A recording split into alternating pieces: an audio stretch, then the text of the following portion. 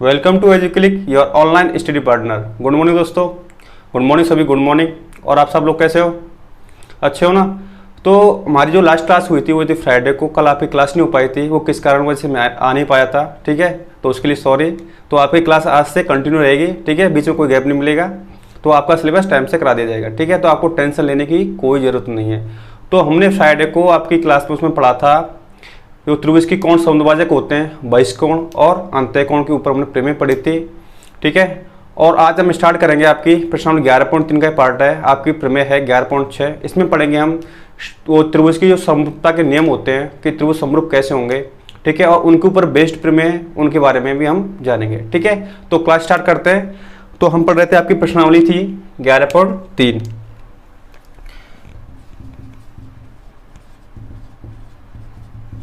तो मैंने आपको प्रमेय 11.5 तक बता दी थी। तो इस क्लास में पढ़ेंगे हम त्रिभुज की समरूपता के नियम के बारे में और उनके ऊपर प्रमेय है, बेस्ड प्रमेय, उनके बारे में जानेंगे, ठीक है। आज का टॉपिक है त्रिभुज की समरूपता।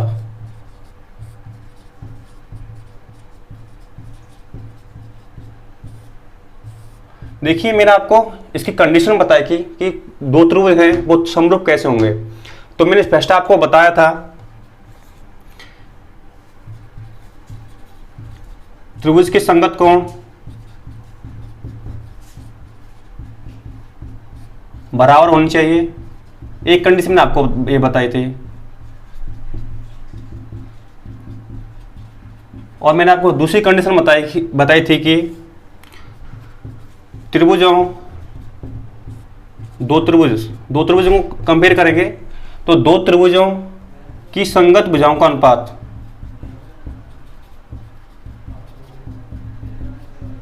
का जो अनुपात होगा संगत भुजाओं का, वो क्या होगा? सेम होना चाहिए। संगत भुजाओं का अनुपात समान होना चाहिए।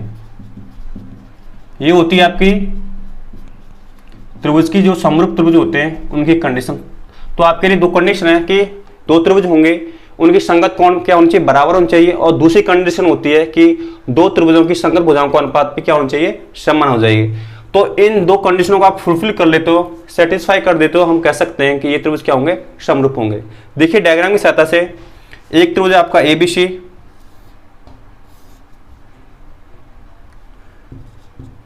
और आपका दूसरा त्रिभुज है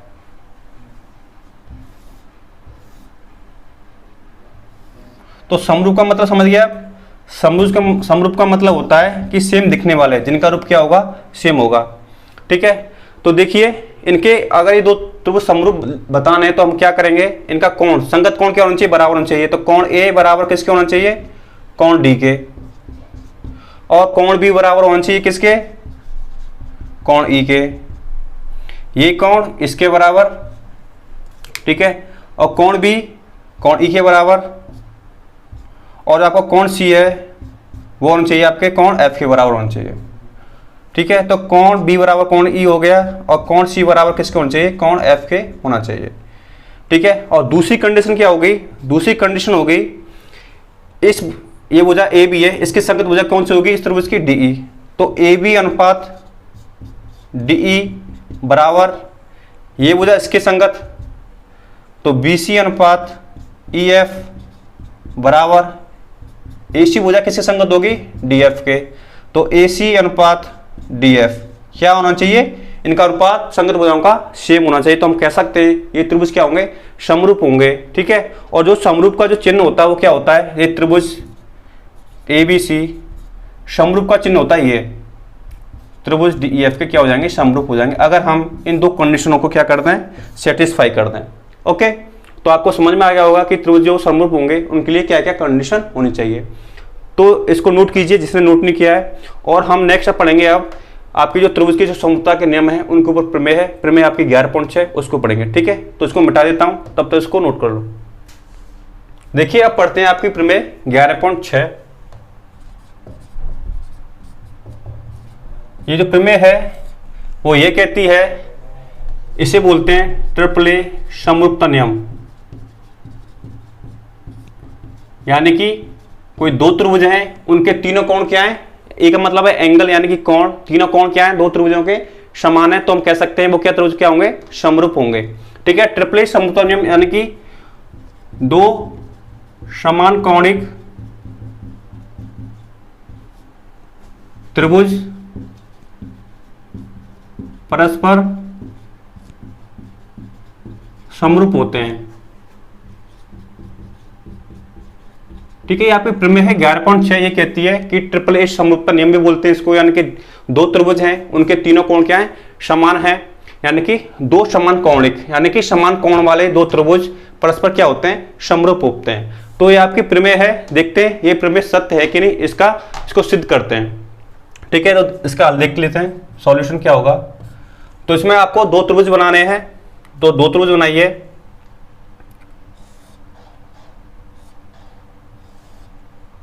एक त्रिभुज ये हो गया ABC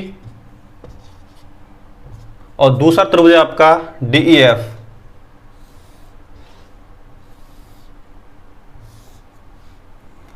DEF दो त्रिभुज हैं, इसका कोण A कोण D के बराबर है, कोण B कोण E के बराबर है और कोण C है आपका कोण F के बराबर। ठीक है, तो इनके तीनों कोण बराबर दे रखे हैं और हमें ये सिद्ध करना है कि ये त्रिभुज क्या होंगे, समरूप होंगे। ठीक है, तो इसको सॉल्यूशन देख लेते हैं। हमें दिया है दो त्रिभुज ABC व DEF इस प्रकार है कि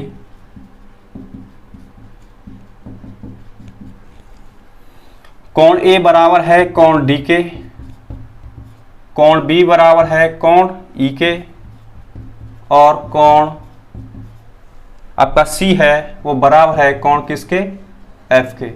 ये हमें दिया हुआ है इन दो त्रिभुजों में। ठीक है, तो हमें प्रूव करना है कि त्रिभुज क्या समरूप होंगे। हमें संगत कोण तो क्या बराबर दे रखे हैं, तो दूसरी कंडीशन क्या होती है समरूप की, एक कंडीशन तो होगी आपकी, ये पहला हमें दे रखा है कि इनके जो संगत कोण बराबर हैं, और तो दूसरी कंडीशन होती है कि इनकी जो संगत भुजाओं का अनुपात है, यानी कि AB अनुपात DE, BC अनुपात EF और AC अनुपात DF क्या होना चाहिए, इनका अनुपात सेम होना चाहिए। तो अगर ये दोनों कंडीशन हम फुलफिल कर देते हैं, सेटिस्फाई कर देते हैं, तो हम कह सकते हैं ये त्रिभुज क्या होंगे, समरूप होंगे। ठीक है, तो इसके लिए क्या करेंगे, देखिए इस त्रिभुज, पहले त्रिभुज में आपका फर्स्ट त्रिभुज ये है, सेकंड त्रिभुज आपका ये है। तो देखिए इसकी संगत AB है, इसकी भुजा, इसकी संगत कौन सी होगी, DE होगी। ठीक है, तो इसकी भुजा के बराबर हम क्या करते हैं, DE में इसके भुजा पर, इसके बराबर AB के बराबर हम DE में से काट लेते हैं AB के बराबर। तो हमने भुजा ले ली है, पॉइंट ले लिया हमने, कौन सा, DEF हो गया, ये हो गया P, और AC भुजा के बराबर इसमें से काटेंगे, AC के बराबर लेंथ लीजिए और आपको DF में से काटना है, तो ये हो गया Q, और PQ को मिला दीजिए। ठीक है, तो हमने क्या किया है रचना में,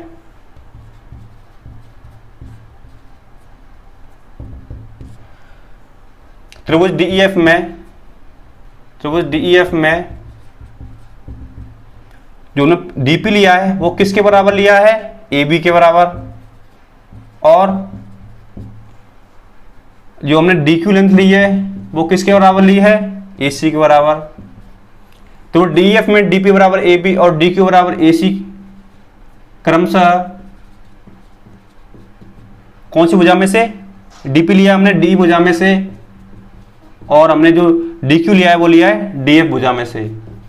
DF में से काटिए और PQ को मिलाया। तो हमने रचना में क्या किया है कि AB के बराबर हमने ये लेंथ ली है DP इस त्रिभुज DF में, AC के बराबर ये लेंथ ली है DQ। ठीक है, और P और Q को हमने मिलाया है। हमें सिद्ध क्या करना है, हमें सिद्ध करना है त्रिभुज ABC समरूप होंगे त्रिभुज किसके, DF के। ठीक है, तो इसको सिद्ध करते हैं, उत्पत्ति।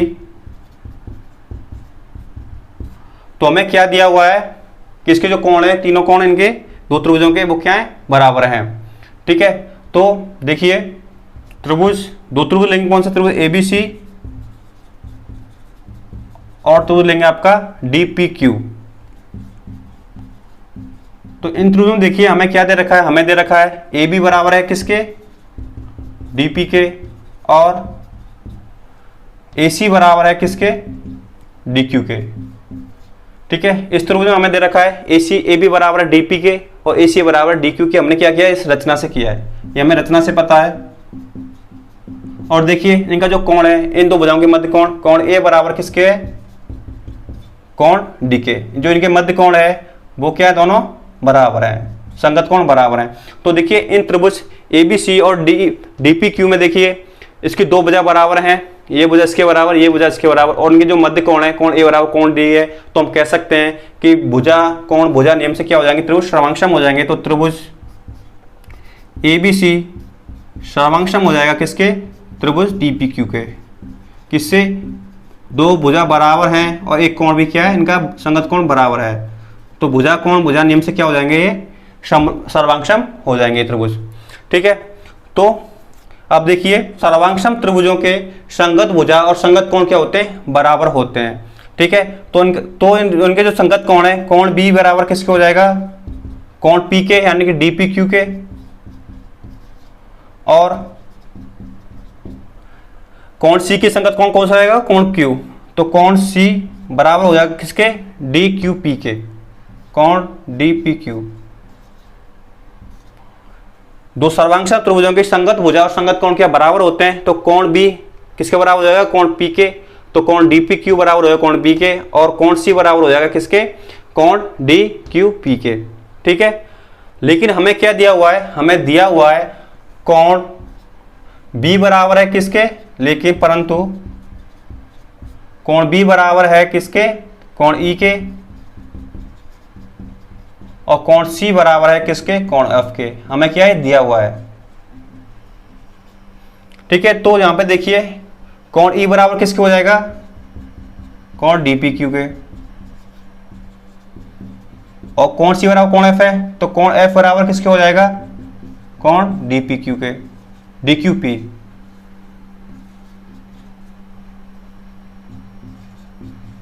ठीक है, तो कोण ई बराबर हो जाएगा किसके, डीपीक्यू के, ये कोण इसके बराबर, और डी एफ कोण किसके बराबर हो जाएगा, ये जो कोण एफ है कोण क्यू के। ठीक है, क्या है, ये संगत कोण है। तो देखिए अगर ये कोण है जो कोण ई बराबर कोण पी, कोण एफ बराबर कोण पी, ये तभी बराबर होंगे जब ये भुजा है पी क्यू समांतर किसके होगी, ई एफ के समांतर होगी। ठीक है, ये कोण बराबर हो गए तो हम कह सकते हैं, इसलिए ये जो भुजा है पी क्यू समांतर होगी किसके, ई एफ के। ठीक है, तो पी क्यू समांतर किसके हो गई, ई एफ के हो गए, तो ये कोण इसके बराबर, ये कोण इसके बराबर, क्योंकि ये संगत कोण हो गए। ठीक है, संगत कोण क्या होते हैं, कोई दो समांतर रेखाओं को एक तिर्यक रेखा काटती है तो उनके संगत कोण क्या होते हैं, बराबर होते हैं। ठीक है, ये समांतर होगी तो ये कोण क्या हो जाएगा, बराबर। अब मैं ये बराबर दे रखे हैं तो ये भुजा किसकी बराबर हो जाएगी, संगत वो समांतर हो जाएगी पी क्यू समांतर ई एफ के।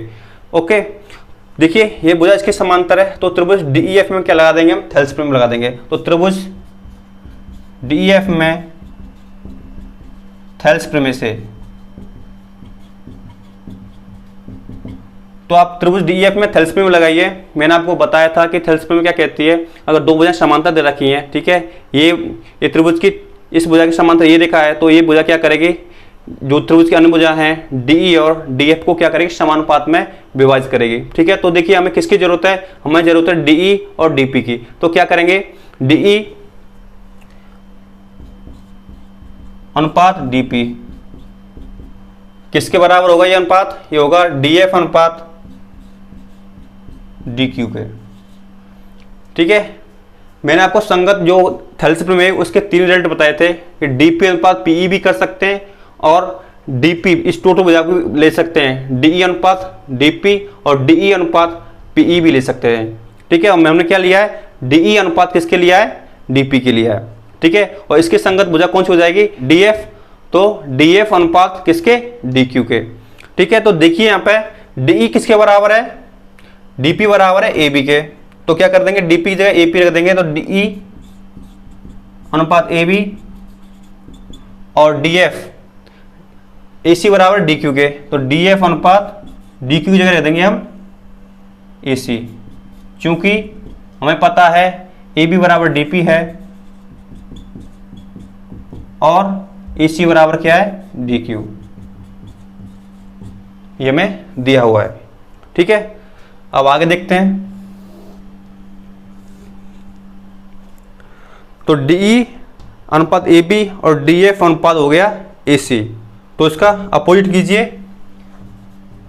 ए बी अनुपात डी ई और डी एफ अनुपात हो गया ए सी।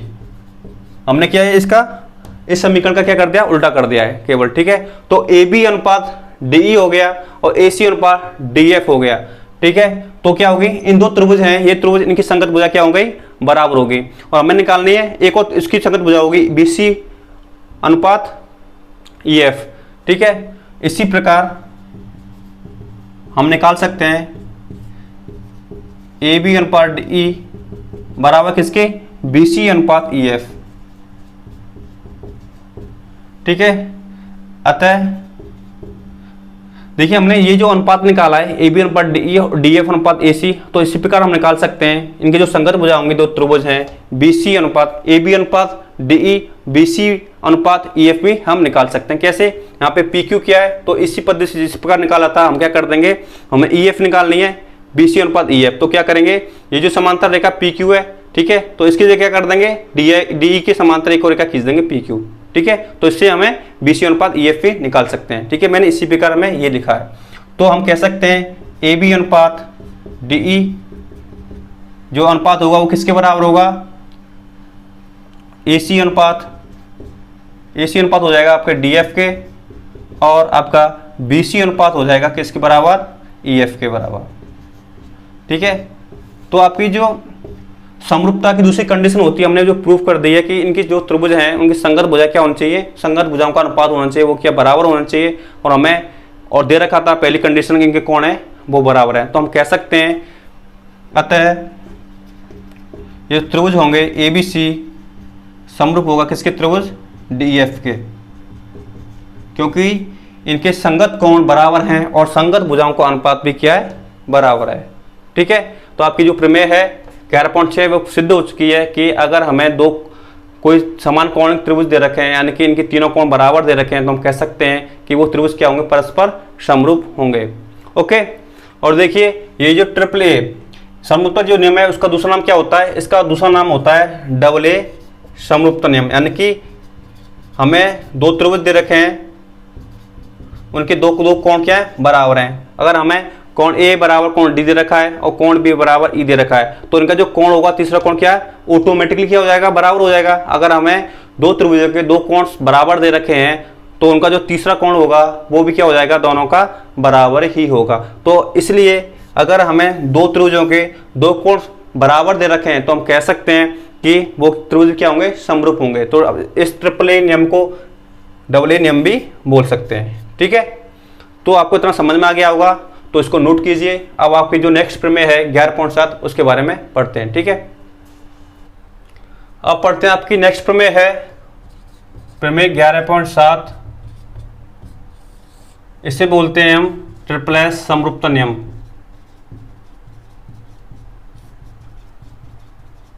यानी कि इसका मतलब होता है दो त्रिभुजों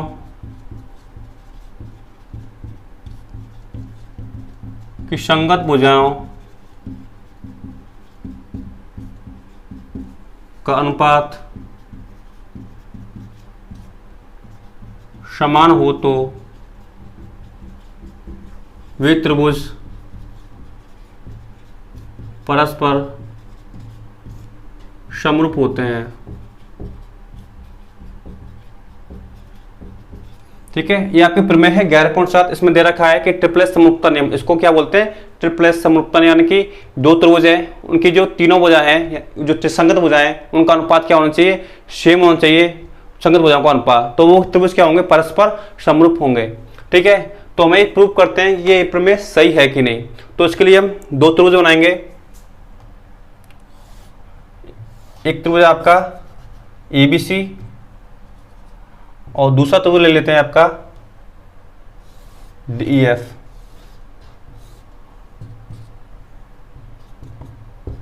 ठीक है, ये त्रिभुज ABC है, एक त्रिभुज आपका DEF है। तो हमें क्या इसके जो संगत भुजाएं हैं उनका अनुपात क्या दे रखा है, बराबर दे रखा है, ठीक है।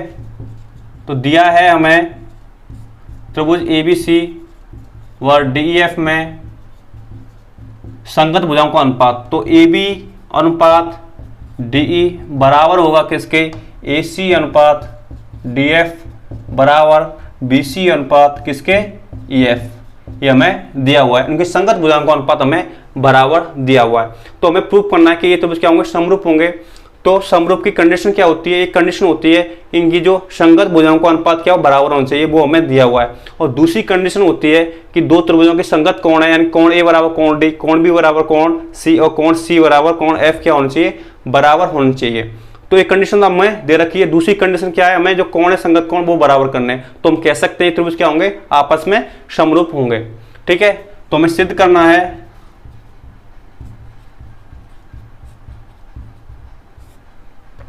त्रिभुज एबीसी समरूप होगा त्रिभुज किसके, डीएफ के। ठीक है, तो इसके लिए क्या करेंगे, हम रचना करेंगे जो हमने पिछली प्रमेय में 11.6 में किए थे। तो AB के बराबर DE में से काटिए या बिंदु P, और AC के बराबर DF में से काटना है ये बिंदु Q, और P और Q को मिलाना है। ठीक है, रचना में क्या किया है, त्रिभुज DEF में AB बराबर किसके, DP, और AC बराबर किसके लिया है, DQ के लिया है। DQ काटा है और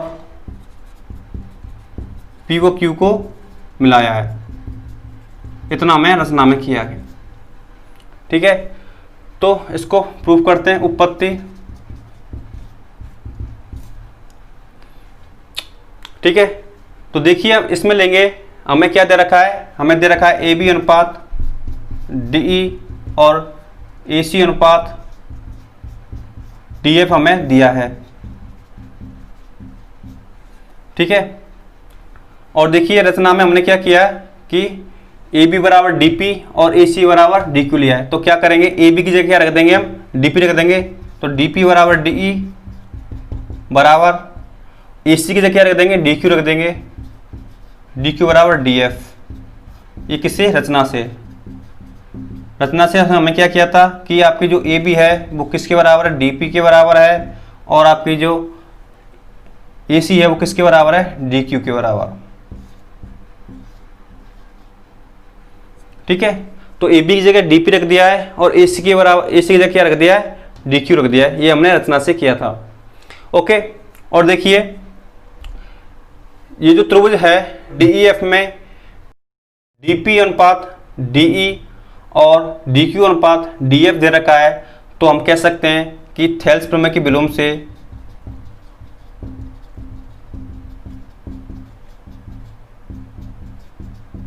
ये थेल्स प्रमेय का विलोम होगा, तो उससे कह सकते हैं कि PQ समांतर होगी किसके, EF के। PQ समांतर किसके, EF के। किससे, थेल्स प्रमेय के विलोम से। हमें त्रिभुज DEF में दे रखा है, इनकी संगत भुजाओं का अनुपात क्या दे रखा है, बराबर दे रखा है। ठीक है, तो हम कह सकते हैं PQ समांतर किसके होगी, EF के थेल्स प्रमेय के विलोम से। ठीक है, ये भुजा इसके समांतर है, तो इसके जो कोण होंगे वो क्या होंगे, संगत कोण बराबर होना चाहिए। तो कोण E बराबर किसके हो जाएगा, कोण DPQ के, और इसके संगत कोण ये होगा। तो कोण F किसके बराबर हो जाएगा, कोण DQP के, क्योंकि क्या है, संगत कोण है। संगत कोण क्या होते हैं, मैंने आपको बताया था कि अगर दो समांतर रेखाओं को एक तिर्यरेखा काटती है तो उनके संगत कोण होंगे, कोण E बराबर होगा कोण P के, और कोण F बराबर हो जाएगा किसके, कोण Q के, क्योंकि ये संगत कोण है।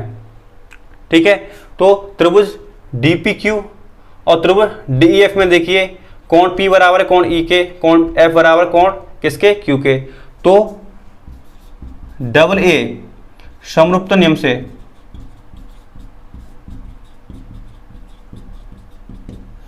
तो अगर हमें दो त्रिभुजों के जो संगत कोण है अगर बराबर दे रखे हैं, ठीक है, तो वो त्रिभुज क्या होंगे, आपस में समरूप होंगे। जो हमने पिछली प्रमेय थी आपकी 11.6 उसमें पढ़ा था कि अगर AAA बोल सकते हैं और AA नियम भी बोल सकते हैं। अगर हमें दो त्रिभुजों के दो कोण बराबर दे रखे हैं तो क्या होंगे, जो त्रिभुज क्या होंगे, समरूप होंगे। ठीक है, तो देखिए यहां से, तो त्रिभुज DEF समरूप हो जाएगा किसके, त्रिभुज DPQ के। ठीक है, इसको मान लो समीकरण फर्स्ट। अब आगे देखते हैं,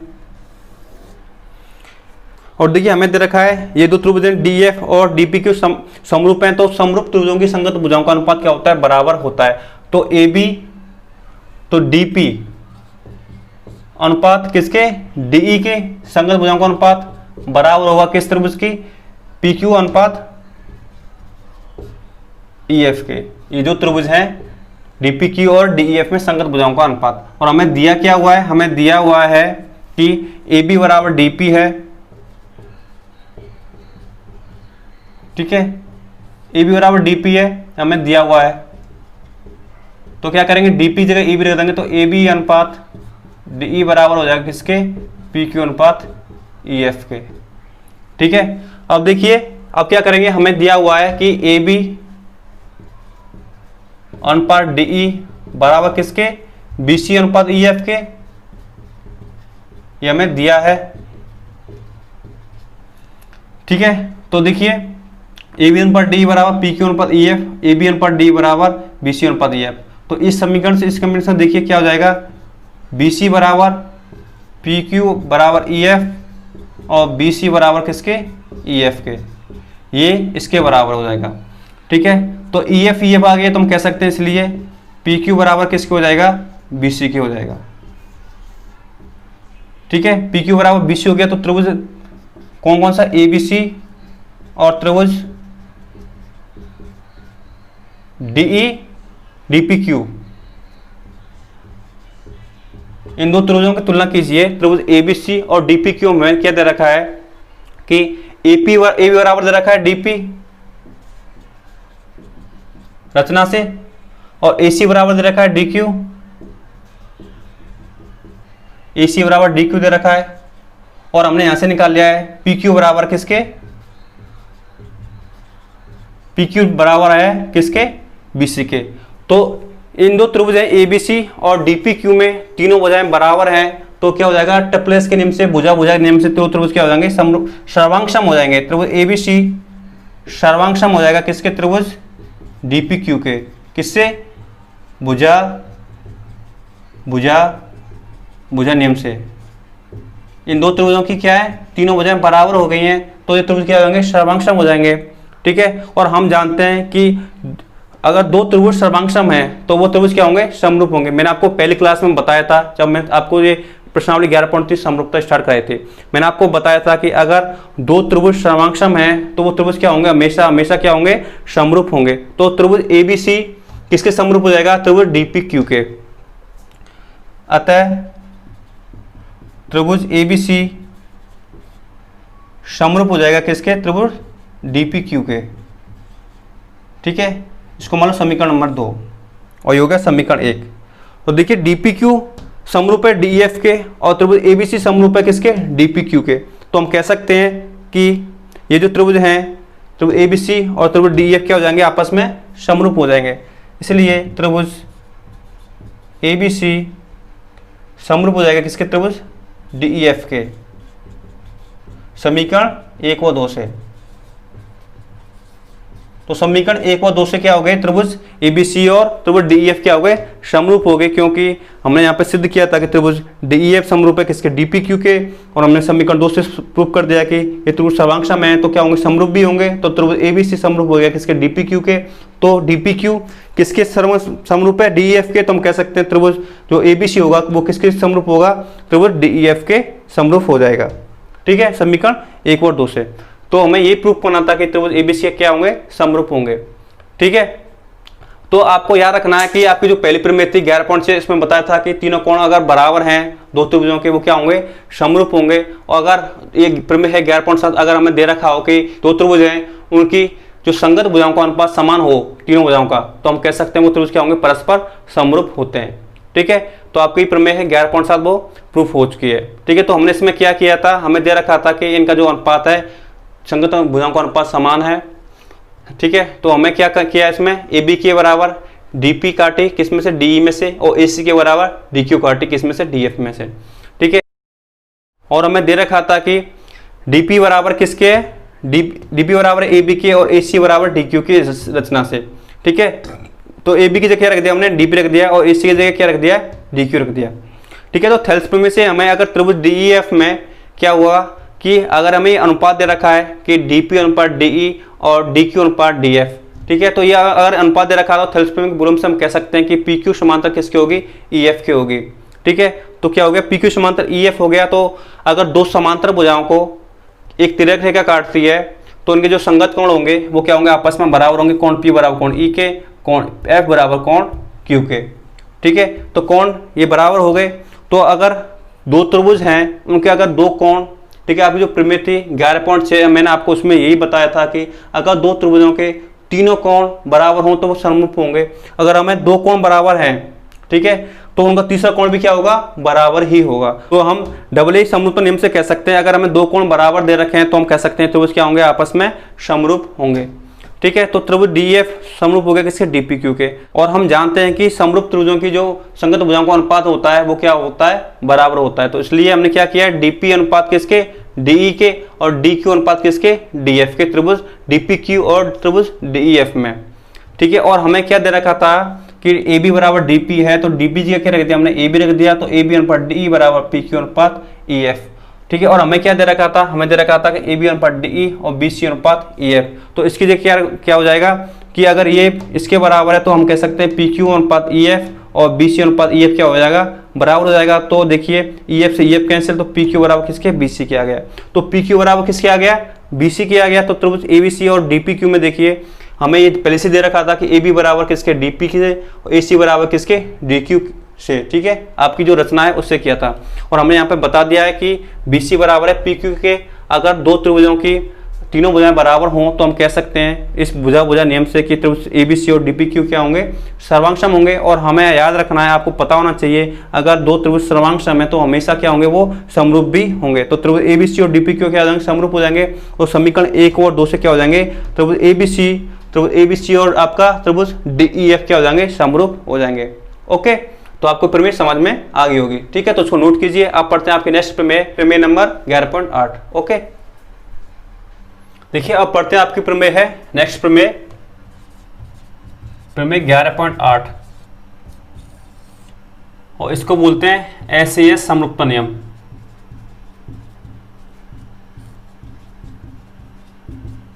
इसका मतलब क्या है, यदि दो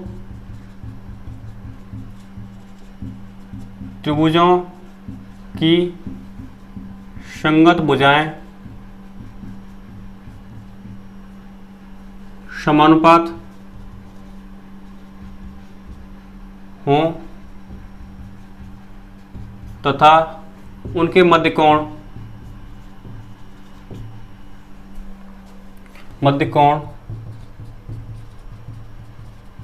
बराबर हो तो वे त्रिभुज परस्पर समरूप होते हैं।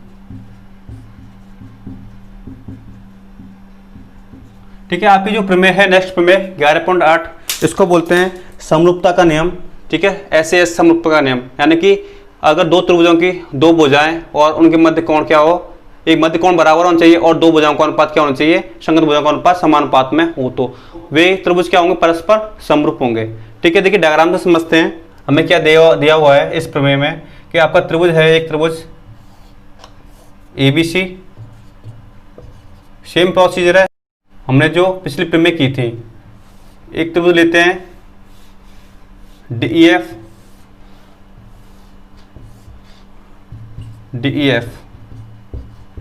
ठीक है, तो इसमें दिया हुआ है कि इनकी दो संगत भुजाओं का अनुपात क्या हुआ है, समानुपात में। AB अनुपात DE किसके बराबर है, AC अनुपात DF के। ठीक है, और हमें दिया हुआ है इनके जो मध्य कोण है, कोण A बराबर है कोण किसके, कोण D के। ठीक है, तो इसको प्रूव करते हैं। इस प्रमेय को हमें दिया है त्रिभुज ABC व DEF में इनकी जो संगत भुजाओं का अनुपात क्या है, बराबर है। AB अनुपात किसके बराबर है, DE बराबर किसके, AC अनुपात DF के। ये दो त्रिभुज हैं ABC और DEF, इनकी संगत भुजाओं का अनुपात क्या दे रखा है, दो संगत भुजाओं का अनुपात बराबर दे रखा है। AB अनुपात DE और AC अनुपात DF दे रखा है। और हमें क्या दे रखा है, इनके जो मध्य कोण है, कोण A बराबर दे रखा है किसके, कोण D के। ठीक है, हमें सिद्ध करना है ये जो दो त्रिभुज हैं ABC समरूप होगा त्रिभुज किसके, DEF के। ठीक है, तो इसको सिद्ध करते हैं। तो इसके लिए क्या करेंगे, रचना करेंगे वही जो हम करते आए हैं दो प्रमेयों में कि AB के बराबर DE में से काटेंगे ठीक है। ऐसे DF में से काटेंगे AC के बराबर और PQ को मिला देंगे। तो हमने क्या किया है, त्रिभुज DEF में AB बराबर DP और DQ बराबर किसके, AC काटा और P व Q को मिलाया। ओके, तो इससे क्या हो गया कि AB बराबर किसके, DP के और AC बराबर किसके, DQ के। तो इसको प्रूव करते इस प्रमेय को, उत्पत्ति। देखिए हमें क्या दिया हुआ है, त्रिभुज ABC और DPQ में इन दो त्रिभुजों में हमें दिया हुआ है कि AB बराबर है किसके, DP के, और दे रखा है कि AC बराबर है किसके, DQ के। ये रचना से पता है हमें। और हमें दे रखा है इनके मध्य कोण, कोण A बराबर कोण D हमें दिया है। तो देखिए इन दो त्रिभुजों में, त्रिभुज ABC और DPQ में, तो ABC और DPQ में इनकी जो भुजा हैं, AB बराबर DP है, AC बराबर DQ है, और उनके जो मध्य कोण है, कोण A बराबर कोण D दिया हुआ है। तो हम कह सकते हैं कि ये त्रिभुज क्या होगा, श्रमांशम होगा। किस नियम से, इनकी दो भुजाएं बराबर हैं और उनके मध्य कोण क्या है, बराबर है। तो त्रिभुज, इसलिए त्रिभुज ABC सर्वांशम, सर्वांशम चिन्ह ये होता है किसके बराबर, किसके सर्वांशम होगा, त्रिभुज DPQ के। किस नियम से, भुजा कोण भुजा, दो भुजा बराबर हैं और एक उनके मध्य कोण बराबर है, तो क्या हो जाएंगे, त्रिभुज सर्वांशम हो जाएंगे। और हम जानते हैं कि अगर दो त्रिभुज सर्वांशम हैं तो वो क्या, त्रिभुज समरूप होंगे आपस में। अतः त्रिभुज ABC समरूप हो जाएगा किसके, त्रिभुज DPQ के। चूंकि हम जानते हैं सर्वांशम त्रिभुज समरूप होते हैं। सर्वांशम त्रिभुज हमेशा क्या होते हैं, समरूप होते हैं। तो ये दो त्रिभुज सर्वांशम है वो क्या हो जाएंगे, समरूप हो जाएंगे। इसको मान लो समीकरण फर्स्ट,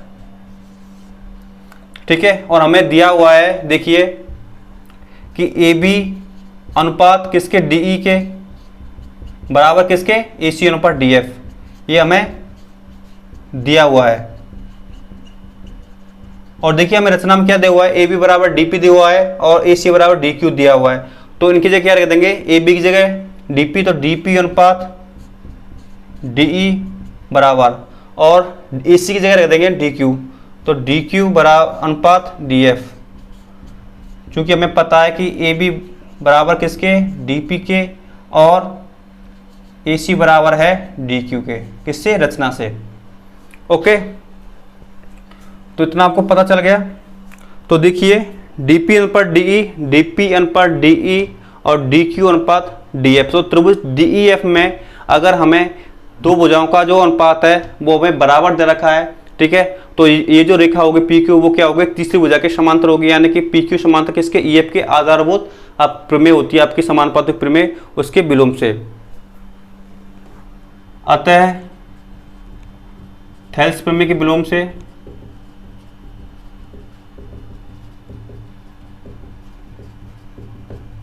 तो थेल्स प्रमेय के विलोम से क्या हो जाएगा कि अगर ये अनुपात दे रखा है समानुपात, तो हम कह सकते हैं कि PQ समांतर किसके हो जाएगी, EF के, ठीक है। PQ समांतर EF हो गई। अगर दो समांतर रेखाओं को एक तिर्यक रेखा काटती है तो बने संगत कोण क्या होते हैं, बराबर होते हैं। तो कोण E बराबर किसके हो जाएगा, कोण P के। कौन सा कोण, DPQ, पूरा कोण लिख दीजिए, कोण DPQ, और कोण F बराबर हो जाएगा किसके, कोण DQP के,